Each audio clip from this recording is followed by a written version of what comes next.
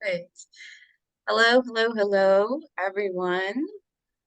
Welcome back to your Divine Cosmic Journey.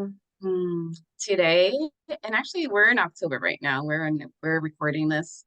We are just actually going to be shifting the topics, the conversations for the next 2 months towards a little bit more deeper, mysticism, spiritual conversations, especially with you know, Halloween coming up, witchy season, right? And veil thinning. And today I have a special guest. I have one of my mentors, Christian. He's from Stone Street Akashic here. Today, our conversation. And if you're someone who's new, these conversations that we hold, it's like a container where we allow just our intuition, spirit, or experiences, to come through. So hopefully, whatever you hear resonates with you. And Christian, why don't you tell us a little bit about yourself? Yeah, so I have been on this path many lifetimes, but on this particular incarnation, I think we've been about 7 years since I started my practice. The way I started is I started working with Reiki, and then when I started to understand those concepts of the universe, when I asked the question, well, like if at that point the spiritual conversation was there's only two energies in the universe, one is love, the other one is fear. Well, what am I the most afraid of? And it was like, oh, well, death. No one knows what happens when you die. And like, what's going to happen? Do I just like stop existing? What happens? So then when I asked, I got handed the Tibetan book of living and dying, and I read that cover to cover.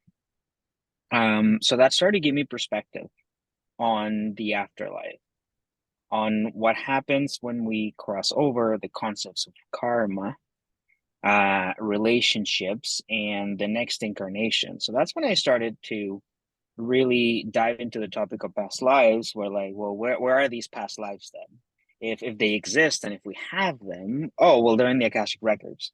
So then go down another rabbit hole to understand what the Akashic records are and then how we work with them. And that's what actually became the bread and butter, if we want to call it that, of my practice. It was working with people through their Akashic records. Then after that, I really wanted to. I'm always looking to understand and to study a topic until I can't find any more information, or until it's integrated to the point where I can move to something else, or I can apply it elsewhere. So then I wanted to really understand past lives. So then I learned how to do past life regression. Um, in past life regression, I thought absolutely nothing of it. Like, okay, maybe nothing's gonna happen when I sit down with people, and then 1,000 sessions later, um, it has been one of the most amazing things that I've ever done, because it started to allow for people to experience those experiences and how they apply to their present moment. So then that became also my bread and butter, the past lives. Like that's what people knew me for quite a few years. I was like, oh well, I need to have one of your past life sessions. I need to have a past life session with you. And yeah, so then we had to put the practice on hold this past year because, as you know, I had a little boy, and that kind of sort of has consumed my time and my energy. But I kept studying. Um, and yeah, nowadays the work that I do, it brings together the Akashic records, brings together past lives, but it brings together the family tree. Um, and you and I both know that the family sucks. But is it sometimes becomes a direct link.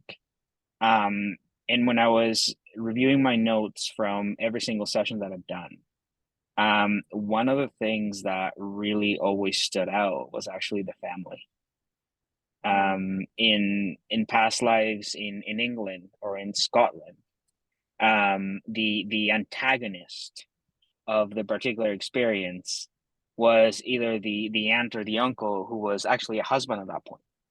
and the same exact lesson was still showing up, just in a different way. So yeah, that's more or less where like my research and my work is headed right now. And really like whatever comes. So that's the gist of my practice. Like I'm a student of the universe. Mm-hmm. Thank Yeah. you. And like for those, like even before, because there's so many like right there in that one, introduction, like ways we can like enter this conversation, but like past lives and soul work. Um, I love that you said that like it was like your question and your personal experience is what led you to the next thing, to the next teaching, for you to like learn, explore, integrate. And when it comes to like soul work, I remember too, like even before like becoming aware, right? And like having my consciousness just like aware of everything, right? But when you come in, you obviously, right? You have this knowing. Even like when I was a child, I remember just like having this connection to the spirit of the earth, right? Or just like having a really active imagination. And I always had that same question. It was like, all right, is this all this like life is too? That's all that's to it, right? We just come here, we go to school, we go to work. Like it seems like so surface level, like mundane. And if that's all that's to it, I was like, damn. I'm like, there has to be more to this, right? Like, why are we here? And I love learning too, and I always saw my perspective. It's like, okay, this is not the only life, right? I get excited to like even just imagine or think about the fact that um you've lived another lifetime, right? Or you had another experience, and we're gonna definitely elaborate that.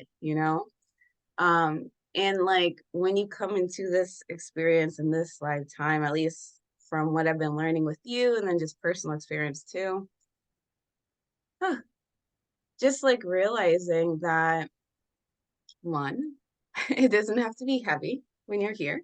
It gets to be fun when you work through like a lot of the energetic like perspectives, boundaries, right? To get that cleared up. And I know that my personal experience with say like past life regression, right? Going back and seeing for those people who don't know what it is, right? Essentially, you go through like a deep meditation. The process it seems like a deep meditation. And then your experience, your mind, whatever it's ready to come up for you, memories will come through, right? You allow yourself either to begin to feel into it, visions come up, right? And my first one, I remember I felt it was powerful because I was going through the experience to see it for myself, right? To see what was going on. Because I don't know about you, but when I have typically somebody else tell me about it, like it's like cool, like, but how much can I really trust you? Like, do I know you for like what's coming up? It's also like an ego thing too, of like trusting the experience of what's going on. So for me, I always felt like when I had that first journey, I was like, oh, this is powerful. Like it was healing because I got to go through the experience of it and see what was coming up for me to um really, what were the lessons? It's just like you're not just receiving, seeing what needs to come up for you from a different angle. And then you like fixate. Some people fixate on the like story that they're seeing, like, oh, I used to be whoever in this lifetime, right? I think it's more powerful and healing as a practitioner for someone to go through it. What are the lessons that we need to see to bring up so you can allow the energy to move, right? Whatever lesson you're going through. And what about you? Like from that angle, like how would you define or like see it as a practitioner too, like past lives? It's very interesting because um sometimes it becomes a little bit of projection, right?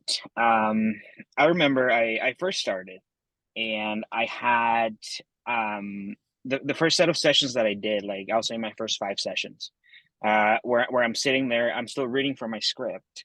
um, because I learned from Brian Weiss, who isn't who was a psychiatrist that had someone go into a past life and remember past lives, and that's how his practice started, right?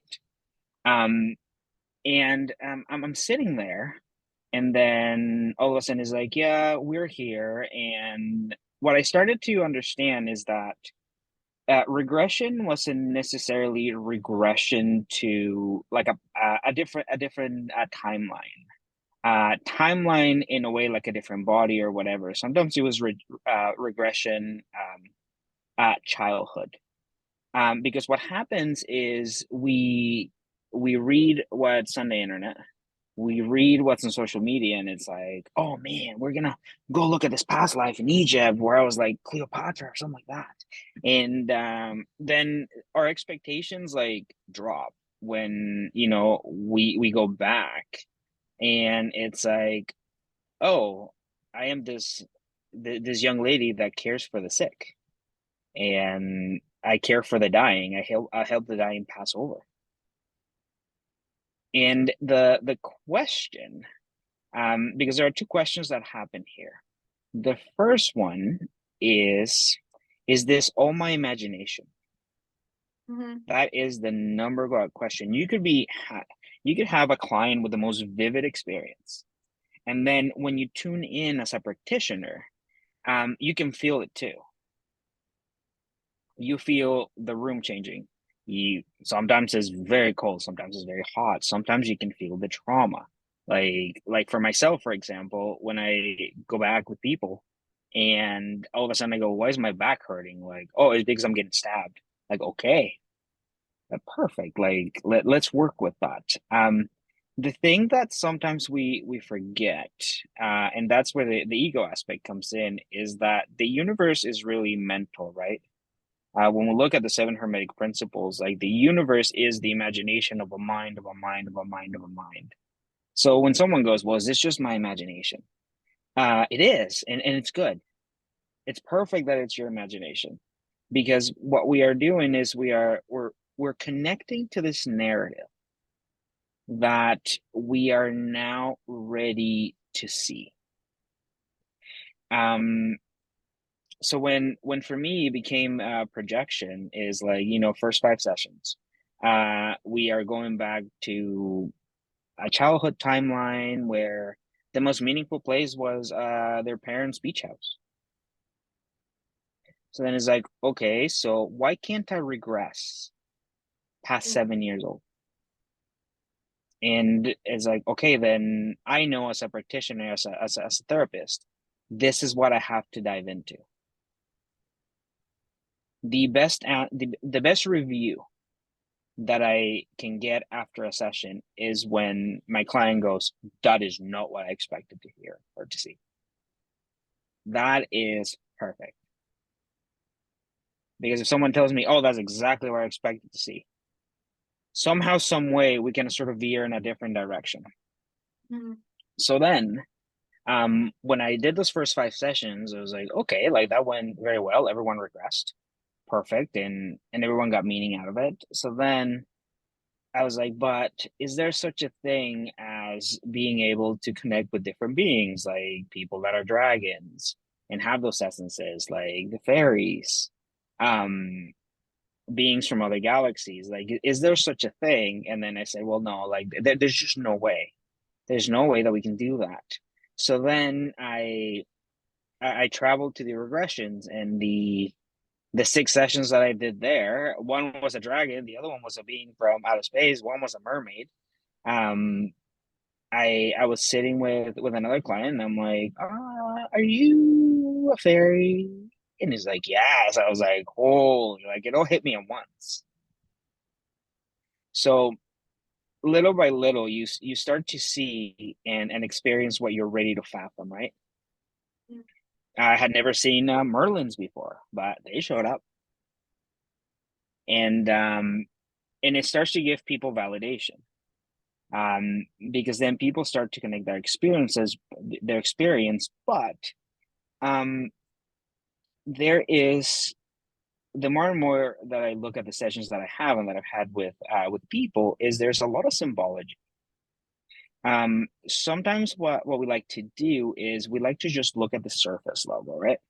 Mm-hmm. Like, oh, cool, like I'm Jesus. Well, we all know what happens. Unless you're gonna change the narrative here. And okay, so we're in this past life, we're in Galilee and you're Jesus. Okay, which Jesus experience are you having? Mm-hmm. Are you having the Jesus experience where you're about to get crucified? Well, then why are you crucifying yourself? Why are you sacrificing yourself? What are you sacrificing yourself for? So that's the questions and the symbology that start to apply to that present moment, right? Um, the experiences in past lives, you really can't do much with them. There, right? Like if we're talking about time, it's stuff that happened. But why am I seeing it now at my level of consciousness? So then, if you are in the Jesus narrative, but you're in the Jesus narrative where Jesus goes to India, and Jesus does not go to learn, Jesus goes to teach, then am I then really the solution to the identity that I'm looking for? Or the connection that I'm lacking, is it that I need to uproot and move elsewhere to fulfill that experience? Maybe that's it, right? So there's a lot of a very deep symbology that goes beyond surface level. And we can get very fixated on the surface level because it's fun. Like, yeah, I'm a high priest and I'm a magician in Egypt. Awesome. Like I'm a dragon. That's my true essence. Well, how do we bring that forward? So when we think of it as a butterfly effect, right? So if the butterfly flaps its wings, something happens. So then if we go in a past life, it turns out that you are a dragonic energy, and we do an integration and we'll bring that forward, things are going to shift, things are going to move. So when I did that, I had someone just shaking on my table, and I was just sitting here like, oh no, insurance, oh no, Mm-hmm. insurance. But it was great. It was great because what it did with that person is actually gave her the confidence that she was missing to make some changes. Mm-hmm. So you think about like the metaphor of the dragon, right? It's a very strong being, and it has that presence. Like what we were missing, there was presence. So yeah, past lives are fun. Some are not the most fun, but there's a lot of deep connections that we need to make. Mm-hmm. And so that's the thing, like when you go through like a past life, like regression or looking into that, like the universe speaks in symbology, it is not literal, just the words, the surface levels. Like when you're reading the Bible, like you're not just taking it for surface value. It's like, what is the lesson? Like, what is the essence of what's wanting to be taught here to be seen? So, like those examples you were giving were perfect because you're looking at it from a different angle. Why is this coming up? And that also opens up space for like archetypes, right? Like tapping into, you are connected to the universe, right? You're just a reflection of an aspect of it. And because you're connected to the whole, that means innately, there are other aspects of you maybe in this lifetime that you're needing to like integrate, work through. And maybe in your physical experience it hasn't like really honed in, right? So when you go through and you connect to a different archetype or like like the draconian, it's like, oh, there's this aspect of me of like this powerful confident person. I didn't know I could embody that. It comes into this present lifetime. It's like, oh, giving permission to allow yourself to express into that, embody that. And that's really the integration comes in. And also it just takes the work a lot so much more deeper. It's like, why are you wanting the question, why do you want to go see like a past life, right? like what are you going to do with that information, essentially? Exactly, because I mean, you can have the past life experience to just validate yourself, right? A lot of people are looking for validation, Mhm. and we are going to go into past lives where like that need for validation is going to show up, but it's not going to show up saying, "Oh, you need validation." Um, so it's going to show up. For example, I'm trying to think of one of the best one to explain that is. So I had one client, a Reiki master, very gifted intuitive, but she did not believe in her gift. Mhm.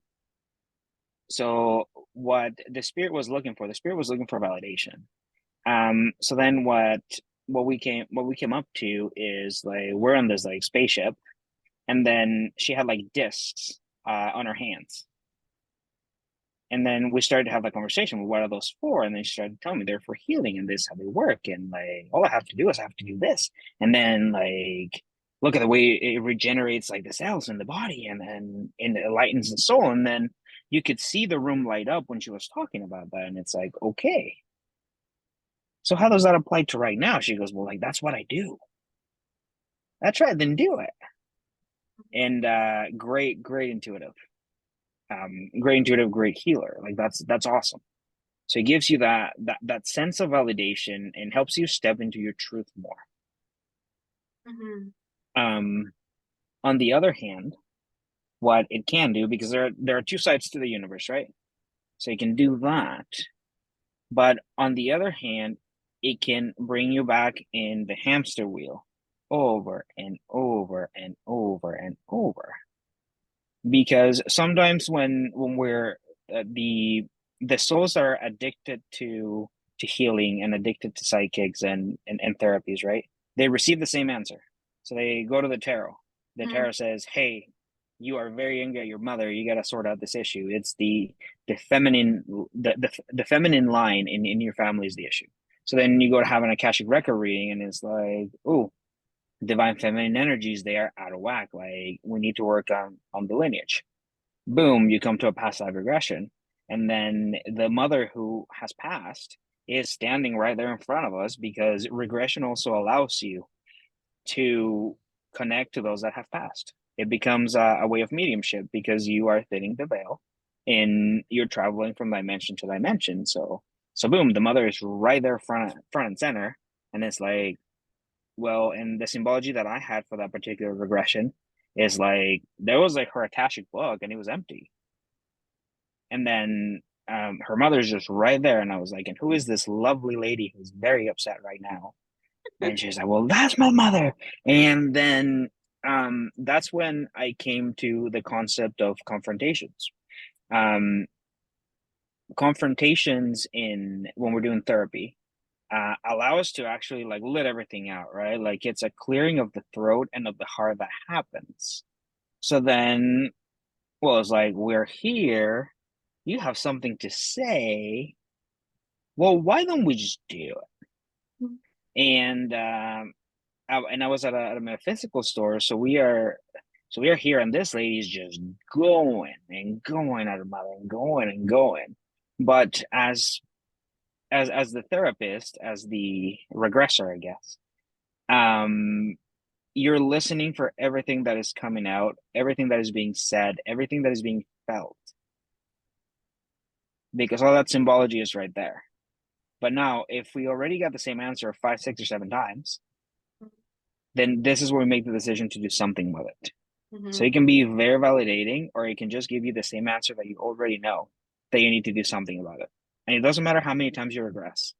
Um, we have lived thousands of millions of lives where we have faced the same problem, and it will show up just in different contexts until we take that consciousness and do something about it, right? Like that's the healing component. Mhm. And so that brings up a very good like point. Um, when you come into this lifetime, like there are lessons you are going to your soul chose to navigate, you know. And those lessons, again, karma, if you believe that you're going to come back and live another lifetime, right? Um, the choice, you have that freedom of choice to make a different decision. That's why the experience comes up for you. And you don't necessarily have to go through like a past life regression to see it. Like the universe will speak to you in certain ways in your present life if you pay attention, the lessons and the themes. It's like when I work with a client and the same theme comes up about like the community that you grew up with, right? Say if you're from a different culture and ethnic background, they think a certain way, they act a certain way, and you come here, kind of just releasing, complaining about the Yeah. perspective difference. And for me, I see it, okay, we're here, it's been a couple years, and it's the same thing, or you could throw that to another perspective, right? It's the same issue you keep like harping on energetically, like you're fixated on it, you haven't released it, you haven't moved from it. And so now it's like, okay, that's why when you work with a mentor, a coach, someone Yeah. will bring that lens for you to like bring it up to you. Okay, we're helping you, we're keeping you accountable, we're being honest, right? Sacred space.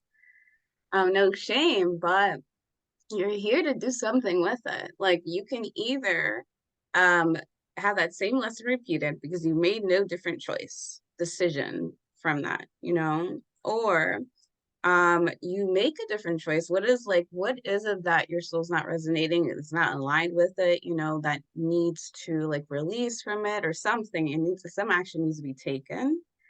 And are you going to make that choice? Because then you'll have a different experience coming forward, right? And then until you don't do that, like it's just like the same repeated cycle, you know? And at least from a perspective, so that's one angle, right? To definitely draw awareness, like why would we look into that, and for the people, because I know for sure, um, if you're there, it's not a problem. There's nothing wrong with you. It's just like a level of awareness to bring up. Um, because you might be in just a perspective angle. Maybe you don't even realize you're doing it, where you're being told the same thing. You go to like one practitioner to the next, one therapy to the next. It's the same story in essence, right? And then why you avoiding it? Like you're getting the answer you've asked for, you know? So now what?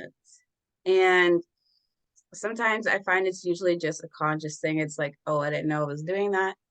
When you bring that perspective, because I know I was that way before.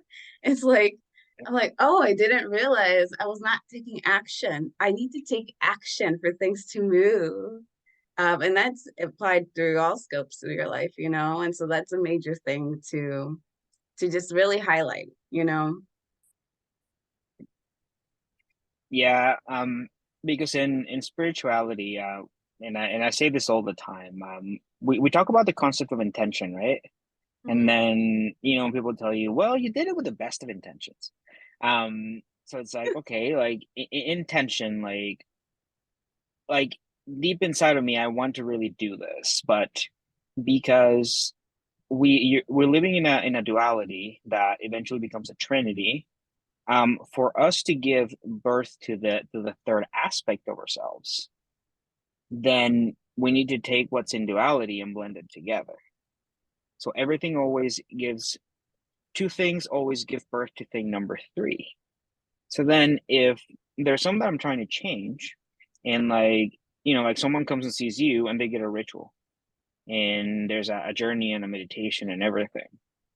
Um, and then next week, everything is the absolute same Mhm. because there is a resistance in me to engage with the ritual. And there is, because what's going to happen is like you're going to do a ritual. What some rituals are going to do is they're going to bring a trigger because the universe is going to say, all right, like make a choice, make a change. The moment that you shift, that completely changes timelines, right? Mhm. Because what it does is it's going to heal the past aspects of yourself on that particular thing and the future aspects of yourself on that particular thing in all planes and dimensions. Like, it is a huge effect when we make a change. Like, it's almost unquantifiable, even though we like to quantify things. So I'll say like upteenth generations forward and upteenth generations back for a quantifiable number, like it's gonna have that much of an effect. Mm-hmm. So then when we get to the point where we need to make the change, that's it. That's the trigger, that's the climax of it. Mm-hmm. Because that's gonna open up the field for something new. The best way to die is to say that there are no more lessons and that you're done. And like, I think I learned everything I needed to learn. It's all good. That is the quickest way to die. And because when that happens, it's like, okay, like the universe can't imagine anymore. Mm-hmm. Like the universe can't experience itself anymore because we're saying that we're done. But the universe still moves. And when it moves, it reminds us that no, we are not done. And that becomes that spiritual 2x4 that you get smacked with in the back of the head. And hello, here's the dark night of the soul. Mm-hmm. And why, right? And when that happens, is like, okay, like let me be in my feels. Let me be in my anger. Let me have my pity party because I need to have that. Mm-hmm. If we say that we are composed of 5 elements, one of them being our creativity or sexuality, the other one being our human component, the other one being the way we think, and the other one being our emotion.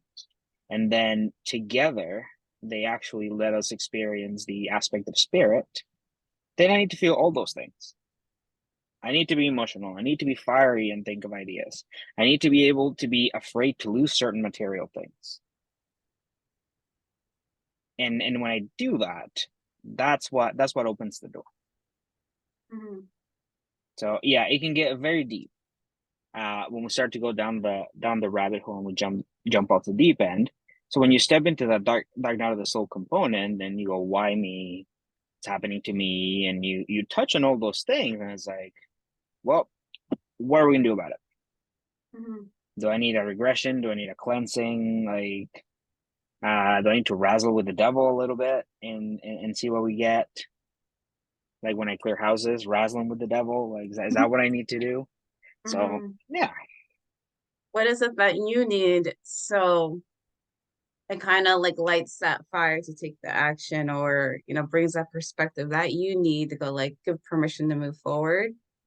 um and also I see it too where, like, you were just mentioning here, um hmm, hopefully I don't lose it. But um yeah, so you're allowing yourself to gain these different perspectives, right? And realizing too that when you come in here in this lifetime, right, it's not always all rainbows and sunshine. You have to go through the shadow. The shadow is necessary. In it, when you look at it from a different perspective, and the more you dive into your, dark night of the souls, it's like it's empowering, because what is it? I like to see it as like, what is it that God is showing me that about myself that I haven't seen, right? Or I haven't like fully like let in. And it's going to be something beautiful, right? Empowering, um, help you to expand so that you can grow. I don't ever feel like it's going to be something limiting. So then when it comes to souls who have a very deep, like, traumatic experience in their life, right? I always see it from that angle, and just to help them navigate through it. Like, anything that helps your soul to, like, find strength and beauty in it. Like, you're here, you made it physically, right? You're here present.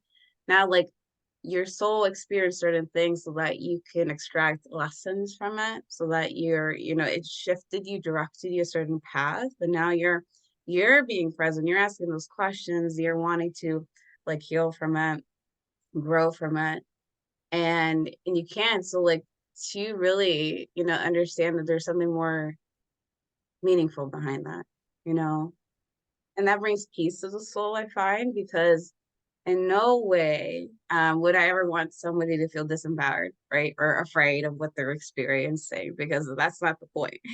We're here to empower you, like to step into your power as a sovereign soul being. And um, and then I want to like touch on this too, because I know like at some point the family, right? Like a Yes. lot of us, we're not blessed to have like a family, where you were nurtured by your mother, your father was present, like all of you guys, picture perfect family that they paint, right? You did touch on this that when you reincarnate here and you enter into this lifetime, you have a particular family, you chose them, right? There's something particulars that they present for you to grow on this journey and this trajectory, the lessons, if you choose to see it that way. And then because these are the closest unit and experience you'll have, right? And when you enter in here, those souls, you met them before. You had some other relationship with them in the past in a different way, different angle. Now it's presented to you like this, right? In your close family unit when you were first born. And so why for you, why did it feel like the family, like so like we bring it back to this, right? Like for your clients, why the family? Why the family? So when I was researching and looking through sessions and looking at everything the universe was putting in front of me, because I can tell you that there exist up-team therapies that you can use to help someone connect to their soul and help someone move forward, right? So we end up getting put in the position where we need to be at, especially when we're doing this line of work. Because sometimes we try to do certain things that they just don't work and they don't fulfill us. So we end up always getting put where we need to be. When I look at all those sessions and we take a look at the concept of the family, if I go back to saying that because this is a physical universe, we like to quantify everything and we like to be able to see and touch everything. When I was a very young and beginning Akashic Record reader, I had people come up to me and go, "Well, can you really see the Hall of Records? Like, can you see it in all the books and this and that?" And like, I had a totally different perspective on what that was, right? Like, I Mhm. had this picture playing out in my mind's eye that I was explaining to someone. That's why I moved to cards. Um, but everyone's got a different perspective. So then because we want everything to be quantifiable. We want to be able to touch the experience, to feel the experience, to see it, and then to say no, this isn't true. It's my imagination, and, and to go through that physical aspect of ourselves. Um, when you take a look at someone's incarnation here, when you take a look at someone's incarnation in a past life, when you can actually take a look at someone's incarnation in a different dimension, in a different planet, the concept of those bonds and relationship carries through. So what happens is, think if you look at the flower of life, if you look at sacred geometry, the flower of life being the map of the universe, what we quantify as the map of the universe. You want to explain the universe and spirituality, people will tell you, go look at the flower of life. And then you're like, okay, so there's this thing. So what now? Well, it's never ending. What do you mean it's never ending? Like it's encased by a circle. Well, yes, we do that to quantify it, but it's actually never ending itself. It's one node, one of your experiences that connects to another experience, that connects to another experience, that connects to another experience. The concept of the tree of life fits inside the flower of life. And every single geometrical shape, sacred geometrical shape, fits into the flower of life. And it's created by the flower of life. So then when you take that concept and you peel it back, the concept is connection. And also in our search for quantifiable spirituality, we like to, say above and below, and we come down from the universe. I don't know what we come down. I don't know what we can go sideways or whatever, or we ascend up, up in frequency, up in vibration. Up is good, down is bad. That's the way we see it. But when you look at vibration, like a rock has a more dense vibration that a denser or lower vibration than I do, doesn't mean the rock is bad, Mm-hmm. but we have those associations. Up is good, down is bad. So anyways, so we come down to this funnel, make a funnel here, funnel. So we come down through this funnel, and for us to be materialized here in this particular being that you call Earth, and that you can call Gaia or whatever you want to call it, and it could be round, it could be flat, it could be an oval shape, and that's a conversation for another day. But when you come down, the and I'm going to say this very loosely, the rules of the game are that you come from two beings coming together. So two beings come together to make a third. Back to the thing we were talking about earlier, the best of two experiences Mm-hmm. creates a third. So in that creation of the third are the experiences of who came before them, and the experiences of who came before them, and the experiences of who came before them. So when you look at each one of them as a node, there is a connection. There's your flower of life. So when you want to quantify things, you want to, because we want to try to get to the bottom of things, right? Like for the past, I'm gonna say after like the vid, people's quest for spirituality and ascension got much deeper.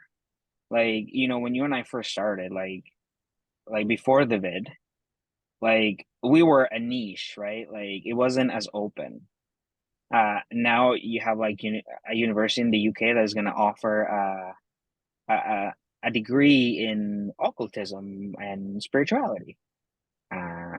Because we want to quantify it. We want to say that we are experts in it, and we have a piece of paper to prove it. We live in a material universe, and there's nothing wrong with that, because this is where we are.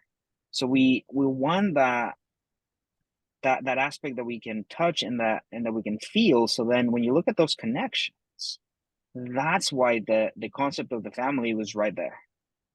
And when I had one regression session that was all about the family, and it was like very heavy in everything, because like the family ties and the connections to the spouse and everything, like everything was so jumbled up and like was creating so much trauma that we were able to release. But at the end of the session was like, she looked at me and goes, "My God, this was just like therapy." So sometimes we want to see spirituality as a way to get out of that. But when we start to run away from it, think of it as like a movie when they run into a tunnel and they come back out right where they started, or where they were running away from. Mm. That's exactly it, right? So in my particular experience, because I am a firm believer of, as a healer, as an intuitive, you are your first client. You are your first and your best client. I wouldn't try anything with another soul that I haven't tried with myself. Mm. So then if you are your best client, this is being put in front of you for you to embrace it.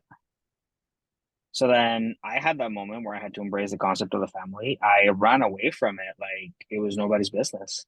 Because also when you look at people that follow this line of work or this line of purpose, the family tree and the experiences, like they are just horrible, and they suck. Like I myself, I have a very narcissistic mother. And it's taken me 34 years to learn that. But in the concept of the connections and the family tree, and this is something that is called family constellations, she has a place. And her place is to be the nurturer and the first teacher. And then just like my father has a place. And he is to be the one that gives the rules of the game.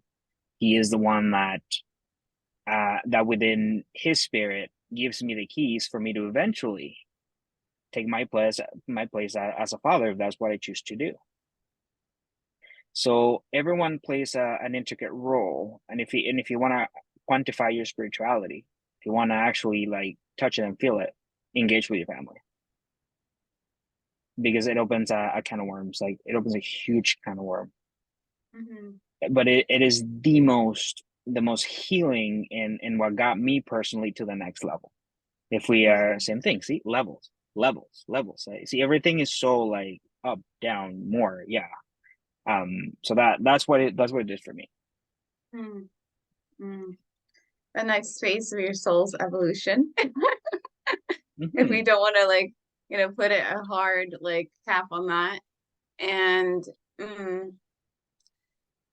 and I find that, with like the family, and it's true, like from one angle, obviously, and you've probably seen it from different spaces too, where um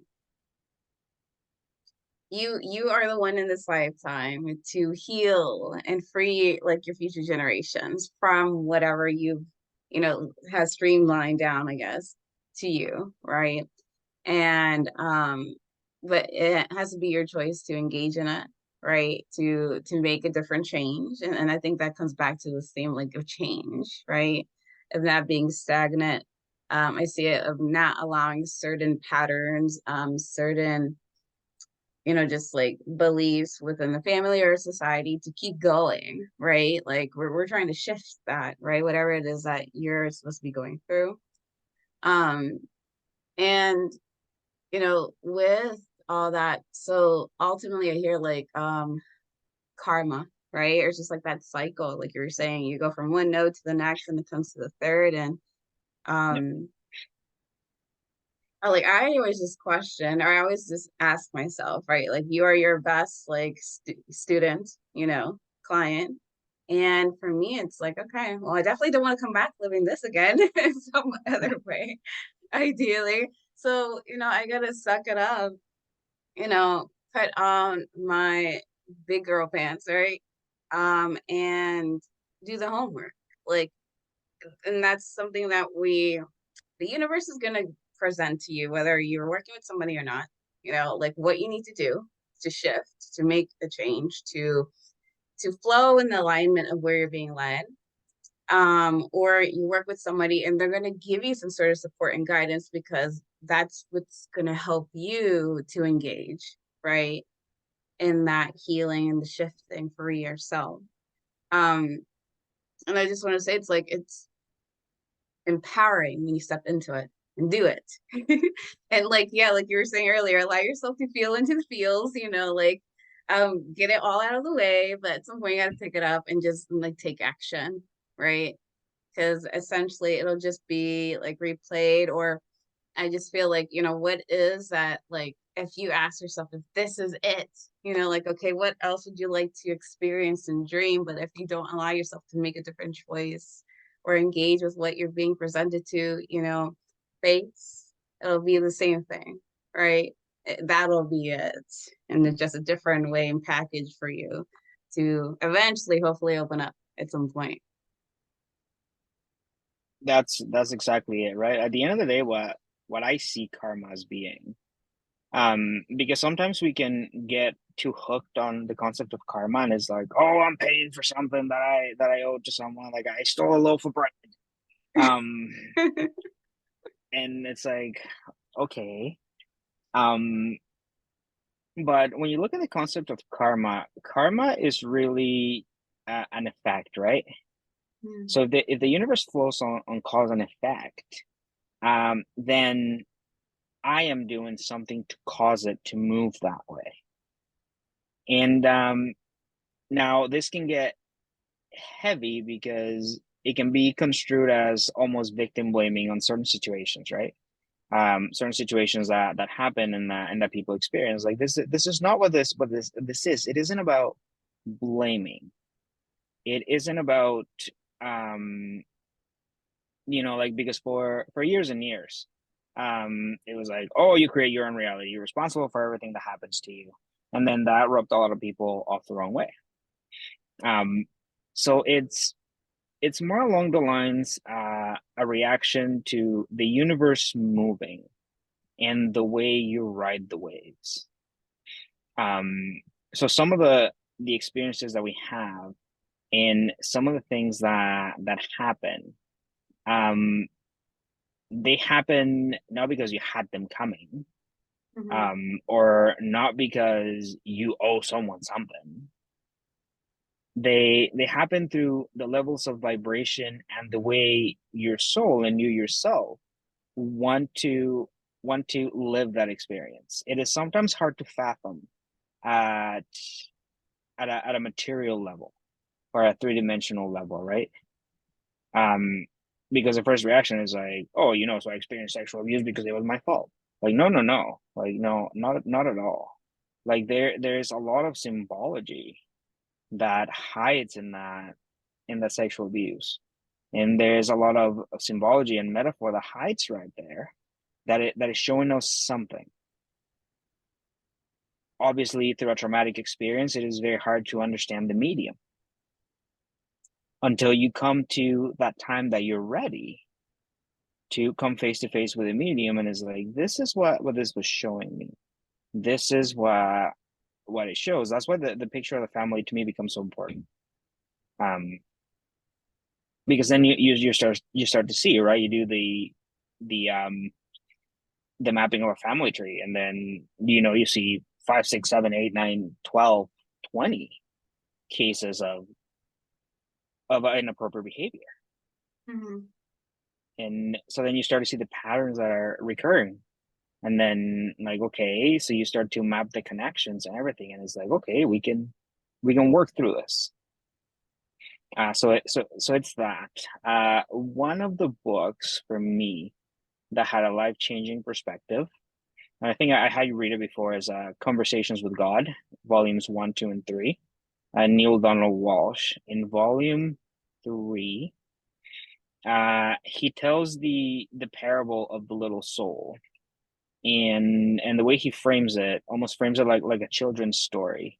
And like, all the souls are sitting there, and then the little soul wants to experience being murdered, and the little soul goes, well, who's going to help me experience this? And then another little soul goes, you know what, I'll do that for you. And then that's how you come to your imagination of the universe, where someone like suffers that type of passing, or that type to move forward. That is one perspective of looking at it. But there's always a lot more. There's always a lot more to see. There's always a lot more to open up, depending on the level of consciousness and the level of energy that you want to put into it, right, to see it. Mm-hmm. But yeah, like, when we get hung up on karma, saying like, oh, it's happening to me because I did this, or I owe this to this person, and this is why it happened. Or when someone tells you, oh, in the next life you're gonna, it's like, yeah, like, there's no need for that. Mm-hmm. It just, what it does, it starts to create your experience for you.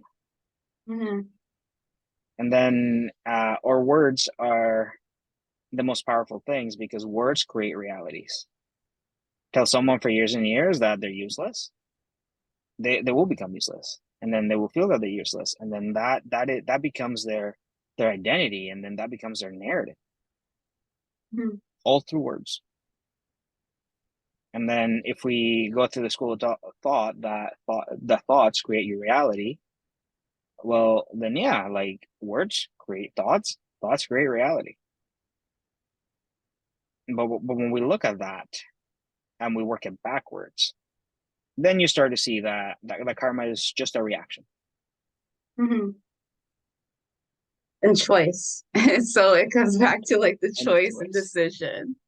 Yeah. Uh, and so ultimately, like, yes, like it's always so hard to navigate with the words, but yeah, it's like essentially we talk about like past lives and your soul here in this lifetime and like all the lessons and the things you experience is ultimately to bring it back to, I think, yeah, like yourself, you up to this idea and notion that you have the ability to redirect things, to change things, to shift things.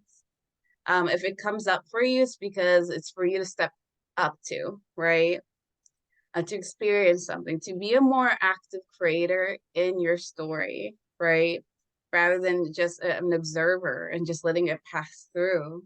And if you definitely allow yourself to step into that, I think it, one, it's always empowering. I always see it. That's the word that comes up for me. And then just transformative. Like you never know where spirit is going to lead you and those lessons that hit home to you because it hits down to the soul and speaks to you on so many levels. And I feel like today, like, definitely was a good, like, just holding the space and for like this topic to come through. So definitely want to thank you for like being here. For I feel like sure. we could definitely like go on so many different tangents and stuff. Oh, we Which, could write books and chapters and volumes on this stuff, right? And that's the beauty of life. That it keeps going, right? Like we're talking about the Bible earlier. When you look at the Bible, where's the promise in the Bible? It's everlasting life. Like, yeah, we have that. It it continues and continues and continues and continues in different ways, in different shapes, in different forms, in different levels of consciousness. People are always concerned about remembering their past lives when they pass over after this one. mm, Um, what I have learned and what I have seen is you will remember the things that you were there for. The things, I don't mean just like standing there, but like consciously there for. Because mm, like that's what carries the energy and the vibration, right? mm, So that those upteenth lines of healing that happen when I take an action at all timelines, at all levels, those are gonna carry forward. Is it gonna make the, because there's no good or bad, no better or worse. Is it gonna make the next life a better experience or a crappier experience? Well, I don't know. That's the learning, right? mm, In and the stuff that it comes with. But maybe in your belief system there might not be a next life. Then you go into eternal bliss, and then you go into eternal damnation, or you go into the in between, like the Catholic purgatory, and you just pray till Jesus says, "Hey, come on, principal's office," and saves you. That could be it. There are so many ways. As many souls as there are in the universe are realities. And it can go many different ways, and you can experience whichever one you want. At the end of the day, the universe works on a feedback loop. You have an experience, the universe takes it in. You have an experience, the universe takes it in. And then that's what creates those nodes and those connections and vibrations and everything in those connections, right? mm, Yeah. mm, mm. Thank you. Thank you for Thank like you. being here with me today and just like opening the space because definitely a lot of like good information and nuggets for people to take in and even for us when we replay this for ourselves. Oh, for sure. Absolutely. And how can people work with you, find you, what's new for you? So I guess I build my success on Instagram. So at Stone Street Akashic, and then I have my podcast, the Akashic Podcast. Um, that is that is really just a collection of everything that I have learned over the years, like and I like to share. Like the way I see my purpose is I'm here to share perspective. That's why I never stop learning. Mm, So those are the mediums where I'm most active. Uh, and there's my YouTube channel as well that just got relaunched. So yeah, you can go check that out. I'll be talking about past lives and the Akashic records and the inner child and the family, all the family, and all that good stuff. So yeah, I'm still doing past life regression sessions. I'm still doing my Akashic sessions, which have the family tree component now added to it, and that lets us move forward through psychomagic or ritual. And yeah, that's about it. Mm. Well, thank you so much for being here, and I'll definitely put your information down in like the comments and the show notes. Um, but I definitely hope that whoever listens to this, you know, feel free to share, comment anything that resonated with you. Definitely want to expand and elaborate on that. And thank you. Yeah, thank you. Yeah, and if anyone has questions, like feel free to reach out. I'm always happy to have a good conversation, or clarify some of the points that I made. Mhm. All right. And so until next time, guys, thank you so much for joining us.